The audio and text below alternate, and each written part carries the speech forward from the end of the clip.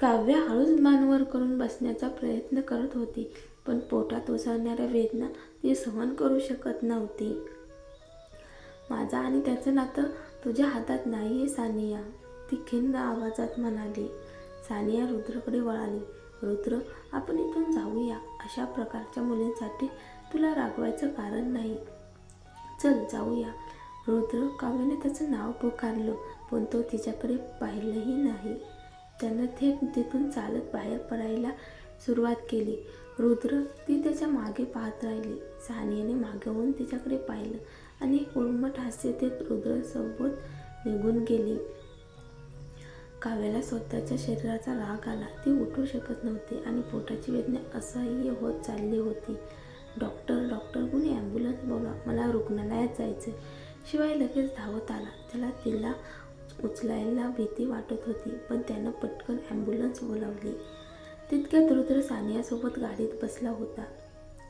सानिया खोटं दुःख दाखवत म्हणाली, कोण तिला इथे आज शिरू दिलं? अजिबात लाज नाही तिच्यात. रुद्र, तू लवकरच तिला घटस्फोट घे, म्हणजे एकदाचा तुझा त्रास संपेल. रुद्राने तिच्याकडे तिरसट नजरेनं पाहिलं.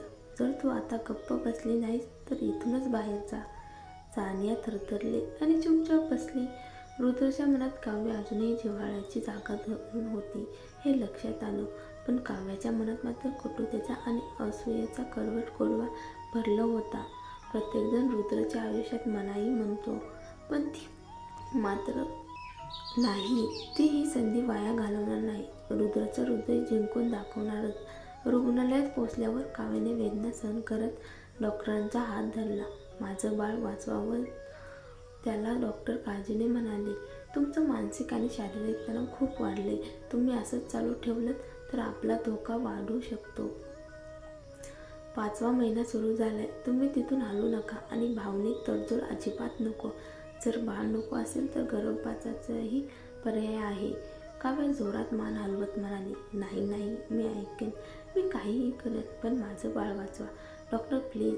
सुमारे 1 तासानंतर डॉक्टरांनी बाळाला वाचवण्यात यश मिळवलं.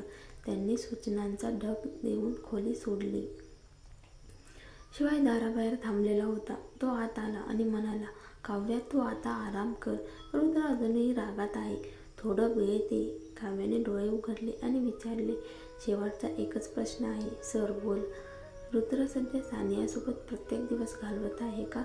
शिवायने काहीच बोललं नाही, पण त्याच्या चेहऱ्यावरचं मौन काव्याला सगळं सांगून गेलं. ठीक आहे सर, आता तुम्ही जाऊ शकता. मला विश्रांती घ्यायची आहे, ती म्हणाली आणि डोळे मिटले.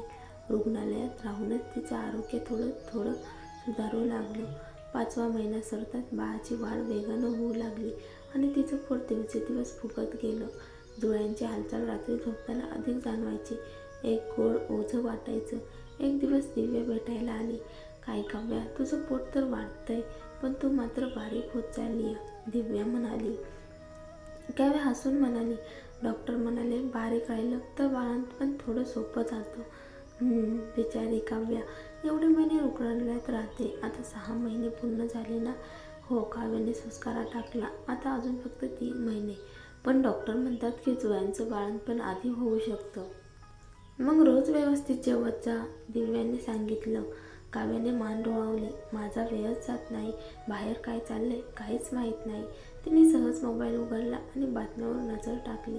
एका हेडलाईनने तिचं रक्त गोठवलं. रुद्र आणि सानिया एकत्र दिसले. सानिया आणि रुद्रच्या कुटुंबातील नातेसंबंधाबाबत चर्चा. काव्याच्या चेहऱ्यावरचे भावच बदलले. दिव्याने मोबाईल हिसकावून घेतला. बातमी वाचून ती तडक बाहेर गेली. काव्या, तू अजूनही त्याच्याशी संबंधित बातम्या का वाचते? तो आता तुझा नाही. आपल्या बाळाला आपलं आडनाव द्यायचं. आपण दोघी मिळून त्याला वाढवू. एवढं पुरेसे नाही का? काव्या हसली. माझं मन शांत आहे, पण फक्त एक गोष्ट कळत नाही. जर तू सानियाशी लग्न करणार असेल तर माझा घटस्फोट घेण्यासाठी एकदाही का आला नाही? दिव्या तिरसटपणे म्हणाली, ती गोष्ट करणारा माणूसच नाही तो. त्यावेळी दुसरीकडे ऑफिसमध्ये रुद्रने हीच बातमी पाहिली. ताबडतोब काढून टाका ही बातमी. कुठल्या मीडियाने छापली? त्यांना इशारा द्या. रुद्रने माधवला आदेश दिला. सानिया तिथेच बाहेर उभी होती आणि ही चर्चा ऐकून तिचा चेहरा फिकट झाला. रुद्र विचारात बुडलेला होता. विकासकडून काही हालचाल झाली का? नाही सर, खूप फायदे मिळाल्यामुळे तो सध्या शांत आहे, माधव म्हणाला.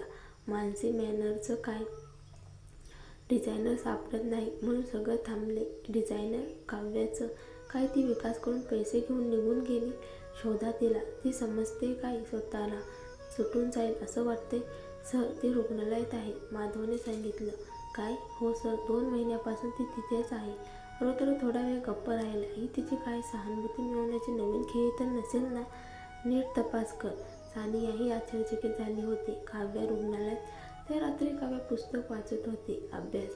कारण बाळ झाल्यानंतर ती एकटीच त्याची जबाबदारी घेणार होती. परदेशात जाण्याचं तिचं स्वप्न आरोग्यामुळे अपूर्ण राहिलं होतं. पण आता तिला जुळ्या बाळांसाठी शिकायचं होतं आणि लढायचं होतं. या, काव्या डोळे वर करत म्हणाली. दिव्या हातात भरपूर सामान घेऊन आत आली. तू आज फारच छान दिसते. ठीक आहे दिव्या, तुला रोज यायची काही गरज नाही. मी इथे दररोज अभ्यास करते आणि खूपच बिझी असते. मला कंटाळा येत नाही, काव्या म्हणाली. माझी भेट तुला अभ्यासातून विचलित करते का? दिव्याने सौम्यपणे विचारले. अगदीच नाही, पण प्रत्येकाचे आपापले कामं असतात. सगळ्यांनी मला गरजेपेक्षा जास्त महत्त्व देऊ नये, ती म्हणाली. दिव्या हसली. माझं काही खास काम नसतं. ऑफिस आणि घरी एवढंच. काव्या गडबडून हसली. तुझं काम म्हणजे शिवायसोबत फिरणं. ती इतकी चिडचिड करते. थोडं वेळ न दिलं तर रडरड करते. जा ना, तिच्याकडे जा. काव्याचं बोलणं थोडं टोचणारं होतं, पण तिचा सूर शांत होता आणि तिला शिवायच्या बडबडीची फारशी पर्वा नव्हती. दिव्या थोडा वेळ गप्प राहिली. तसं बघितलं तर आम्ही फारसे भेटतच नाही. तो सध्या खूप बिझी आहे. कशामध्ये? काव्या थोडी आश्चर्यचकित झाली. माहीत नाही. तो फक्त म्हणतो की तो बिझी आहे, पण काय करतोय हे सांगत नाही, दिव्या म्हणाली. काव्याच्या मनात शंका आली. शिवायने दिव्याचा वापर केला आणि आता तिला फेकून देणार का? ती दिव्याकडे सहवेदना भरलेल्या नजरेने पाहू लागली. असं बघू नकोस. ठीक आहे माझं, मला काही फरक पडत नाही, दिव्या थोडं रुखरुखीत हसत म्हणाली. बरं, मला थोडं काम आहे, मी निघते. दिव्या गेल्यावर काव्या विचारात गळून गेली. तिला अजिबात कल्पना नव्हती की तिच्या रूमच्या बाहेरून कोणीतरी मुद्दाम दिव्याचा फोटो घेत होता. दुसरीकडे कामिनी तो फोटो पाहत होती. तिच्या डोळ्यात राग होता. बाबा बघा ना, तो रोज काव्याकडे जातो. ती अजूनही हॉस्पिटलमध्ये आहे, पण आपल्याला काहीच माहिती नाही. पाहतोच, दामोदर गंभीरपणे म्हणाला. अशी कोणती आजारपण असतात जी महिनोमहिने हॉस्पिटलमध्ये ठेवतात? माझा संशय आहे की ते आजारी नाहीच, केवळ सहानुभूती मिळवण्यासाठी नाटक करते. आणि आता राकेश पण रोज तिला भेटायला जातोय. हळूहळू त्याचं प्रेम जुळेल, कामिनीने दात ओठात चावत म्हटलं. मी त्याला भेटून विचारते काय चाललंय ते, कामिनी रागेने म्हणाली. या दरम्यान माधवने रुद्रला एक धक्कादायक बातमी दिली. साहेब चौकशी केली तेव्हा कळलं की काव्या आजारी नाही, ती गरोदर आहे. 6-7 महिने झालेत. रुद्राच्या हातातील पेन थांबले. काय? तिचं गर्भपात झालं होतं असं वाटत होतं. थोडा वेळ शांतता पसरली. मग रुद्रने हातातील पेन जोरात फेकलं. ती इतक्या दिवसांपासून माझ्याशी खोटं बोलते. साहेब आता काय करायचं? डिलिव्हरीचं अजून किती वेळ आहे? 10 महिन्याचा काळ असतो, म्हणजे अजून 3 महिने तरी बाकी असतील, माधव म्हणाला. डोळ्यावर नजर ठेव. काही घडलं की मला लगेच कळवा. गर्भधारणेचा 7वा महिना सुरू झाल्यामुळे काव्याला वारंवार टॉयलेटला जावं लागत होतं. डॉक्टर म्हणाले. काव्या जेवण वाढव. तू खूप बारीक आहेस. मी तर खूप खाते असं वाटतं, काव्या म्हणाली. डॉक्टरांनी तिच्या पोटाकडे पाहत हसत म्हटलं. हे 2 बाळ तुझं संपूर्ण पोषण शोषून घेत आहेत. काव्या हसून पोटावर हात ठेवत होती. इतक्यात राकेश आला. तेवढा दामोदर हॉस्पिटलमध्ये चोरून घुसला. याआधीही त्याने प्रयत्न केला होता, पण सुरक्षा रक्षकांनी रोखलं होतं. आज तो गडबडीत आत आला. राकेश बाहेर आला. आवाज ऐकून. माझी मुलगी आत आहे, मी तिचा बाप आहे, दामोदर ओरडत होता. रुग्ण विश्रांती घेत आहे, परक्यांना परवानगी नाही, स्टाफ म्हणाला. राकेश, ओळखलंस का? मी काव्याचा बाप आहे, तो म्हणाला. दामोदर काका इथे कसे? राकेश चकल्यासारखा म्हणाला. खरंच याचे आणि काव्याचे नाते आहे, डॉक्टर कुजबुजला. राकेशने हाक मारली. आत या दामोदर. दामोदर स्तब्ध झाला. काव्या बिछाण्यावर उठून बसलेली होती. तू अजूनही हॉस्पिटलमध्ये आणि राकेश तुझ्या अवतीभोवती. तुला माहीत नाही का तो कामिनीचा साखरपुडा झालाय? काव्याने पांघरून ओढलं, पण दामोदरने ते बाजूला टाकलं. पळ काढ इथून, कुठंतरी लांब निघून जा. पण त्याच्या नजरेस काव्याचं मोठं पोट पडलं. तू गरोदर आहेस हे आता समजलं ना? आता बाहेर जा. काव्या तुच्छतेने म्हणाली.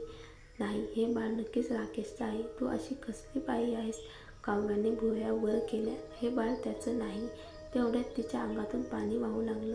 तिचं पाणी सुटलं होतं. डॉक्टर, माझं पाणी सुटलंय. ती किंचाळली. दिव्याने काही न पाहता राकेशला लाथ मारली. डॉक्टरांनी काव्याला उचलून घेतलं. 2 बाळ आहेत. त्वरित ऑपरेशन थिएटर. दुसरीकडे रुद्र नुकताच बंगल्यात पोहोचला होता. माधव धावत आला. साहेब, हॉस्पिटलमध्ये काहीतरी गडबड झाली आहे. काव्याचं पाणी सुटलं. काय तू म्हणाला होतास अजून वेळ आहे? माहिती नाही साहेब, कुणाला तरी पाठव, रुद्र म्हणाला, पण नंतर स्वतःच उभा राहिला. गाडी काढ, मी स्वतः जातो. माधव अचंबित झाला.